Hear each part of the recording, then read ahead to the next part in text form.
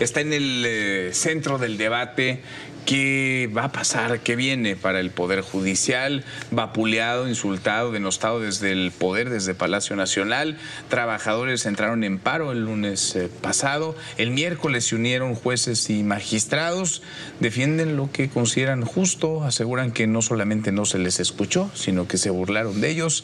Y el dictamen avanza. Mientras tanto, en el Congreso, en la Cámara de Diputados, por cierto, Morena va a tener mayoría calificada a partir del próximo 1 de septiembre. Quiere decir que va a poder cambiar, va a poder reformar la Constitución sin necesidad de votos de la oposición. Pablo Bullosa, querido Pablo. Manuel, muy buenas noches. Muy buenas noches, Gabriel Díaz. Manuel, Gabriel. querido, ¿cómo estás? Muy buenas noches. Sergio Vela, querido Sergio. Querido Manuel, ¿cómo estás? Te extrañábamos. ¿Cómo estás? Yo también los extrañaba. No creo pues que, sí, hombre, Sergio. no creo que tanto como nosotros, Gabriel, pero Pablo, te la damos por buena. A ver, la justicia como concepto, vaya, no es un asunto que se haya descubierto hace 5 minutos. ¿Qué va? Pero tiene una historia que vale la pena recordar, sobre todo en estos tiempos. A ver, yo creo que, bueno, desde luego es un tema amplísimo y difícilmente lo vamos a poder agotar, pero sí creo que valdría la pena tener algunos asideros sobre los cuales ir abordando nuestra charla.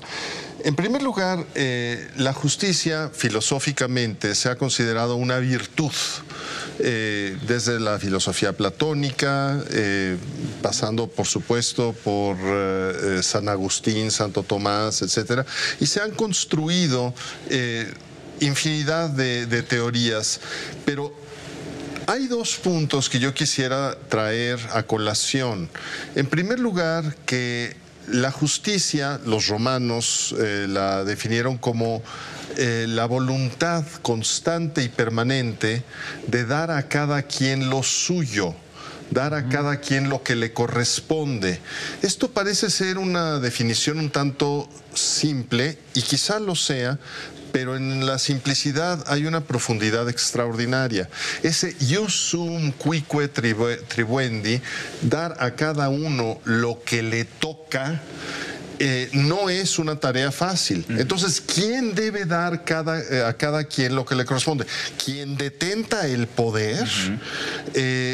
O se trata de, y esta es la segunda reflexión para el comienzo de nuestra charla, o se trata de una división del ejercicio del poder, porque el poder no es que se divida, se divide el ejercicio del poder, como lo han hecho prácticamente todas las democracias modernas, y uno de los modelos a seguir, por supuesto, ha sido la Constitución estadounidense, que es la Constitución moderna vigente más antigua del mundo, con mínimas enmiendas, que son en realidad pequeñas adiciones que van ampliando la esfera de derechos individuales, pero básicamente de lo que se trata es de que haya un cuerpo que legisla, hay otro cuerpo que ejecuta las leyes y hay otro cuerpo independiente de los otros, que no le debe nada a los otros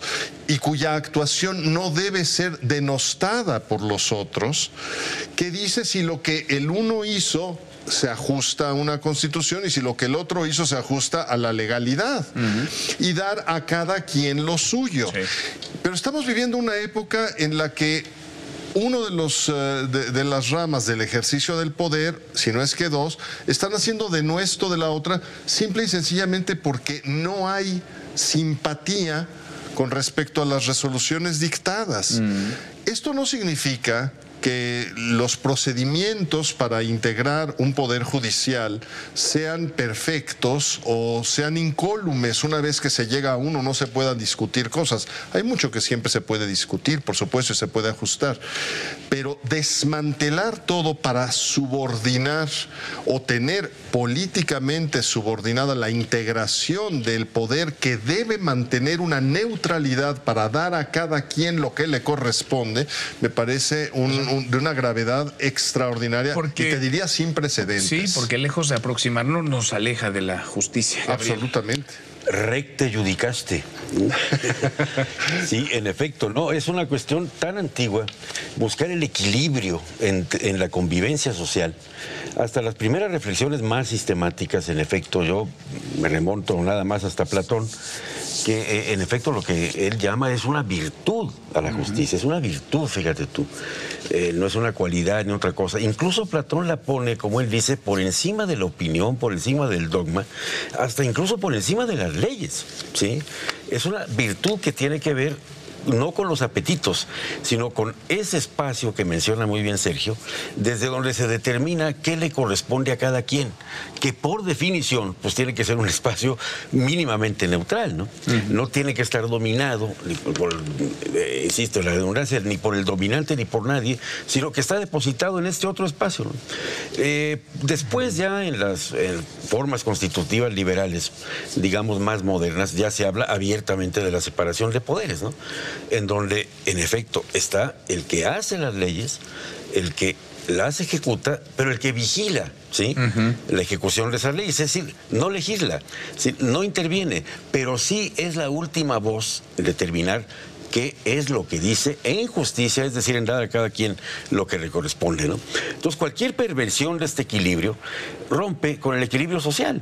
Platón habla de esta virtud, que es una virtud del alma y también una virtud social, porque de eso depende la armonía, de eso depende el equilibrio, de eso depende la convivencia, ¿no? Es decir, cuando tú quieres pasar por encima de esta armonía, te digo, desde los tiempos de Platón en que no existía la división de poderes como la conocemos ahora, hasta las otras formas de determinar qué es justo, qué no. Durkheim, por ejemplo, que en su extremo sociologismo habla de la justicia represiva y la justicia retributiva, donde el cuerpo social es el que está amenazado cuando se comete un acto de injusticia. No es un acto contra el individuo, es un acto contra la sociedad, porque en eso sí están de acuerdo todos los filósofos en que tiene que ver la convivencia, ¿no? Bueno, pero Santo Tomás decía que es una virtud que se debe de convertir en un hábito, ¿no? Si hay leyes, si hay legitimidad en el sentido ortodoxo de la palabra, entonces se vigila esta convivencia que tiene que ver con el equilibrio y la armonía social.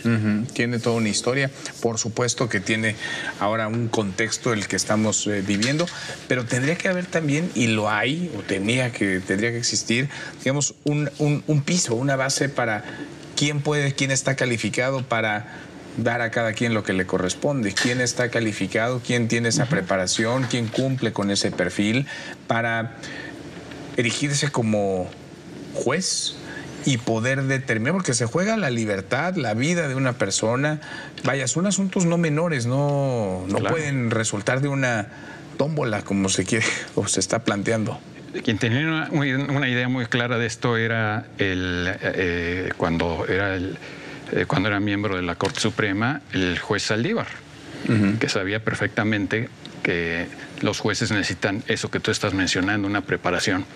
Pero curiosamente no es solo un asunto histórico y filosófico. Los niños desde los 6 o 7 años tienen una idea muy clara y muy meritocrática de la justicia.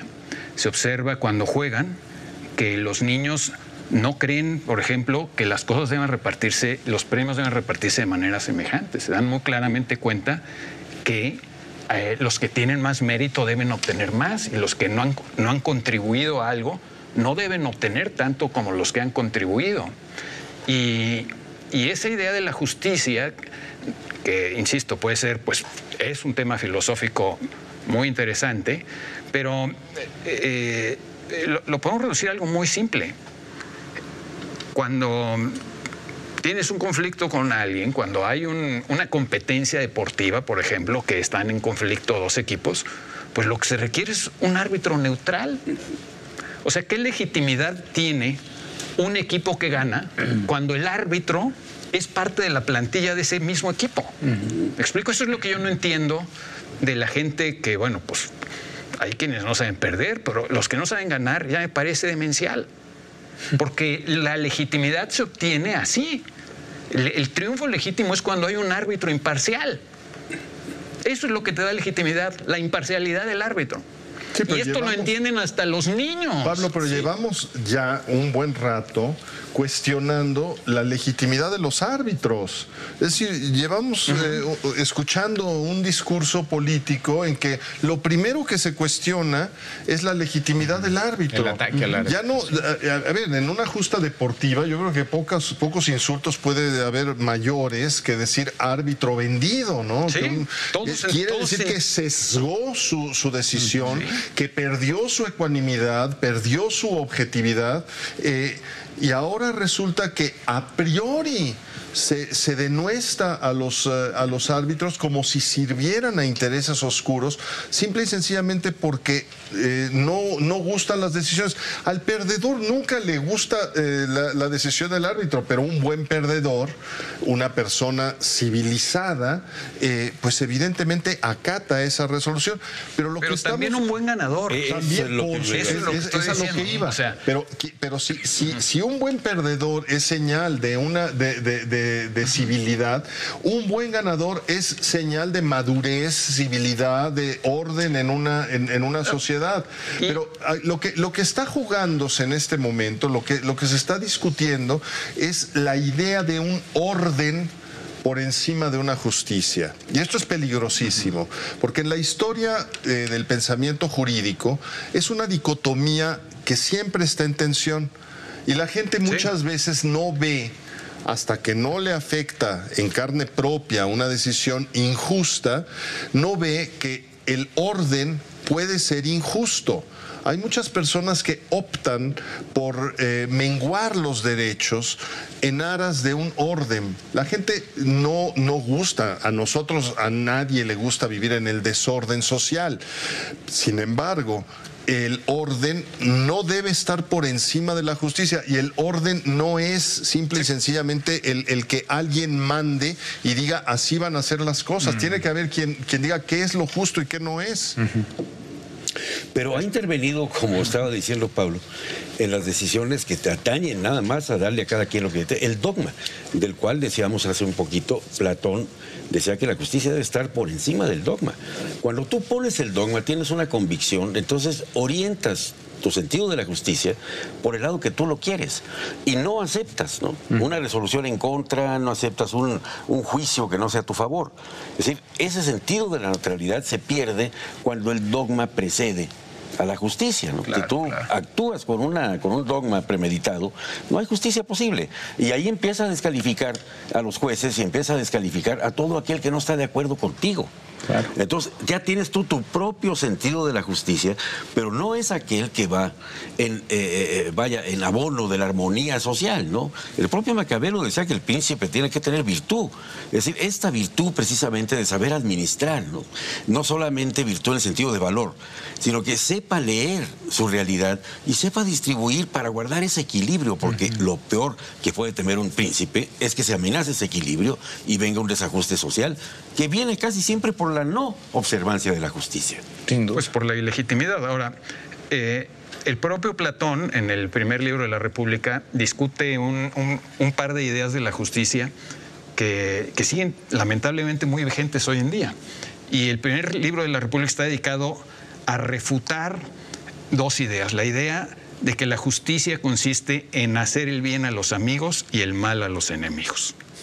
Y la idea de que la justicia es todo aquello que conviene al quien tiene el poder, ¿no? Y esas dos ideas están vivas, muy vivas hoy, ¿no? Son ideas premodernas, ideas muy arcaicas que teóricamente una civilización debería haber de alguna forma superado. ¿En qué consiste esa superación? En los valores liberales en los que básicamente todas las personas razonables estamos de acuerdo. Por ejemplo, la presunción de inocencia, la igualdad ante la ley, que las personas tienen derechos que no es que se los otorgue el Estado, sino que son derechos humanos que son previos a la fundación de cualquier Estado. ¿No? Y como la libertad de expresión, la libertad de movimiento, la libertad económica, etcétera.